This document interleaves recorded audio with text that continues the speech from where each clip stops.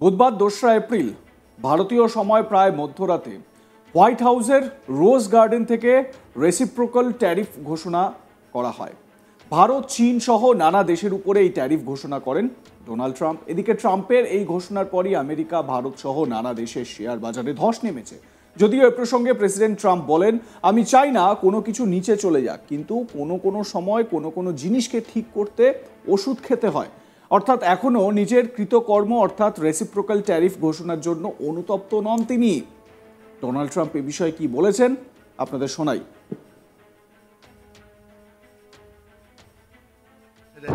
I think your question is so stupid. I mean, I think it's I don't want anything to go down, but sometimes you have to take medicine to fix something. I think your question is so stupid. I mean, I think it's I don't want anything to go down, but sometimes you have to take medicine to fix something. প্রসঙ্গত আগেই ঘোষণা করেছিলেন এই ট্যারিফের, সেই মতো ২রা April মধ্যরাতে পাল্টা শুল্ক নীতি চালু হয়ে গেল এবং আমেরিকার প্রেসিডেন্ট এতে একেবারে স্টিক করে রয়েছে। যে যেরকম ট্যারিফ দিচ্ছে তাকে সেই রকম ট্যারিফ আমেরিকাও দেবে।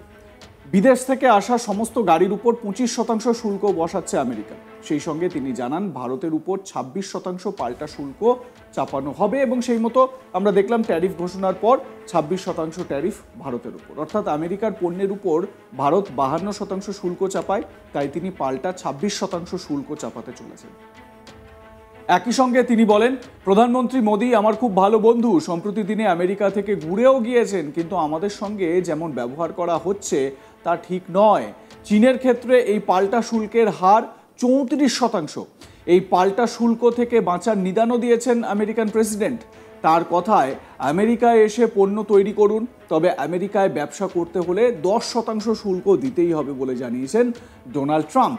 কি বলেছেন ট্রাম্প, শুনুন। You know, little items like cars, 46%, we're charging them 24%. India, very, very tough, very, very tough. The Prime Minister just left, and he's a great friend of mine, but I said, you're a friend of mine, but you're not treating us right. They charge us 52%. You have to understand, we charge them almost nothing for years and years and decades, and it was only 7 years ago when I came in, we started with China, charged. We took in hundreds of billions of dollars from China in tariffs, and they understood, honestly.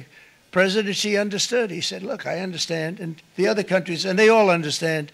We're going to have to go through a little tough love, maybe, but they all understand. They're ripping us off, and they understood it. Prime Minister of Japan, Shinzo Abe. He was a fantastic man. He was unfortunately taken from us, assassination. But I went to him and I said, Shinzo, we have to do something. A trade is not fair. And he said, I know that. I know that. অর্থাৎ Donald Trump তিনি তার বক্তব্য বলতে গিয়ে এটাও উল্লেখ করলেন যে প্রধানমন্ত্রী নরেন্দ্র মোদী আমার খুব ভালো বন্ধু, আমার খুব প্রিয় বন্ধু, কিন্তু যেটা আমেরিকার সঙ্গে হচ্ছে সেটা ঠিক হচ্ছে না।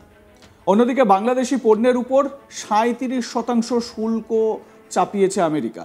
37% রেসিপ্রোকাল ট্যারিফের এই ঘোষণা বড় ধরনের প্রভাব ফেলতে পারে বাংলাদেশে, কারণ পণ্য রপ্তানি, বিশেষ করে পোশাক রপ্তানির ওপর দেশের অর্থনীতি অনেকটাই নির্ভরশীল, যার সবচেয়ে বড় বাজার আমেরিকা। ঢাকার শিল্প খাতের নেতারা আশঙ্কা প্রকাশ করেছেন এই উচ্চ শুল্ক বাংলাদেশের প্রতিযোগিতামূলক সুবিধা দুর্বল করে দিতে পারে। 37% রেসিপ্রোকাল ট্যারিফ নিয়ে বাংলাদেশ এই নীতির আওতায় সবচেয়ে বেশি শাস্তিপ্রাপ্ত দেশগুলোর মধ্যে পড়েছে। পাকিস্তানের উপর এই শুল্কের পরিমাণ 29%। আপনাদের শোনাবো বাংলাদেশের তরফ থেকে এ বিষয়ে কি বক্তব্য বলা হচ্ছে, মানে এই ট্যারিফ চাপানোর পর কি বক্তব্য বলা হচ্ছে, শুনুন। Is 74%. So you see what's going on. Pakistan, 58%. Sri Lanka, 88%. So what we're doing is we're taking not the full, we could take the full 88%. Thanks a lot. He's doing a very good job. How's he doing, all right? I think you better take it with you. It's not going to last very long. He's going to put it, it's going to follow you down with the wind. I brought a hat. Bangladesh ৭৪% শুল্ক আরোপ করে, ৩৭% reciprocal tariff America বাংলাদেশে আরোপ করবে, এটা Donald Trump বললেন। প্রসঙ্গত, চীনের উপর ৩৪%, ইউরোপীয় ইউনিয়নের উপর 20%, ভিয়েতনাম 46%, জাপান 24%, দক্ষিণ কোরিয়া 25%, ইউকে 10%, অনেকটাই কম, থাইল্যান্ড 36% এবং সুইজারল্যান্ডের উপর 31% ট্যারিফ চাপানো হয়েছে। মানে আমেরিকার এই যে নতুন ট্যারিফ পলিসি, সেই অনুযায়ী এই রেট সামনে আসছে। এই শুল্ক যুদ্ধ নিয়ে ইতিমধ্যেই সমালোচনার মুখে পড়তে হয়েছে ট্রাম্পকে। আমেরিকান কংগ্রেসের উচ্চকক্ষ সেনেটে কানাডার উপর জারি শুল্ক খারিজের প্রস্তাব এনেছে ডেমোক্র্যাট শিবির। ভার্জিনিয়ার ডেমোক্র্যাট সেনেটর টিম কাইনের ওই প্রস্তাব এনেছেন। তার কটাক্ষ, রিপাবলিকান সহকর্মীদের শুধু তাদের অস্বস্তির বিষয় নিয়ে সরব হওয়ার নয়, প্রয়োজনীয় ব্যবস্থা গ্রহণেরও সুযোগ করে দিচ্ছি। এই প্রস্তাবের মাধ্যমে ট্রাম্পের রিপাবলিক দলের সদস্যদের পরীক্ষার মুখে ফেলেছে প্রতিপক্ষ শিবির। বিশ্ব বাণিজ্য নিয়ে ট্রাম্পের পদক্ষেপ মার্কিন শেয়ার বাজারে বিরূপ প্রভাব ফেলেছে। এই ঘটনা রিপাবলিকানদের অস্বস্তি বাড়িয়েছে, যদিও রিপাবলিকান নেতাদের একটা বড় অংশই এখন ট্রাম্পের শুল্ক নীতির পক্ষে।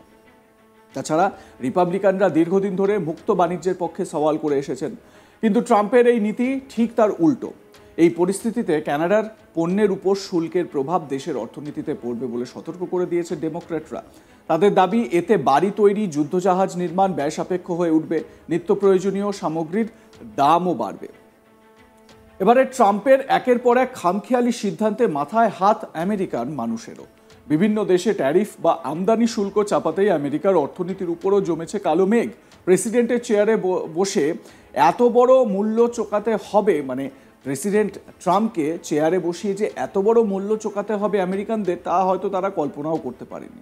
আর সেই ট্রাম্পের বিরুদ্ধেই হাজার হাজার মানুষ পথে নেমে বিক্ষোভ প্রদর্শন করছেন, স্লোগানিং করছেন। প্রেসিডেন্ট ডোনাল্ড ট্রাম্পের প্রশাসন ও তার বিতর্কিত নীতির বিরুদ্ধে এই বিক্ষোভ দেশ জুড়ে আলোড়ন তুলেছে। হ্যান্ডস অফ নামে পরিচিত এই প্রতিবাদ ছিল বিরোধী শিবিরের সবচেয়ে বড় সংগঠিত কর্মসূচি।